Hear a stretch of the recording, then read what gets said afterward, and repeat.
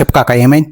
చలికాలం కదా స్వామి, సరదైంది. అబ్బా, నువ్వు సెద్దరు కప్పుకుని ఈయనే కూర్చోబెట్ట, నేను కిచెన్లో పోయి బాసాన నీళ్లు గరం చేసుకుని తీసుకొచ్చి కొద్దిగా అంత నా జండు బాంబు పడేసి నీకు ఆవిరి పడతా. నిజమా స్వామి? మరి ఏం మాట్లాడుతున్నావు రావులే?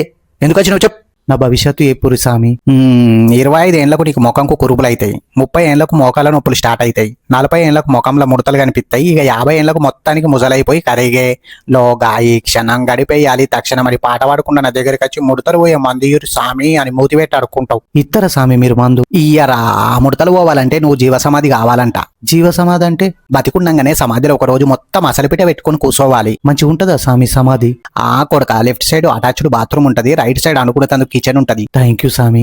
వెల్కమ్ రా. అప్పుడప్పుడు నేను నా పిల్లని డిన్నర్ కత్తాం, పచ్చపప్పు టమాటా కూర అండి, అంచుకు అక్కారం పెట్టు. మీకు పెళ్ళయిందా స్వామి? సగమే అయిందిరా, ఇంకా సగం? వచ్చే సంవత్సరం అవుతుంది కొడుక, పార్ట్ 2 లెక్క. అసలు పెండ్లం ఎందుకు స్వామి? మంచి ప్రశ్నరా. పచ్చపప్పులు ఆవాలు కళ్యామాకులు ఎందుకు ఎత్తాం రా?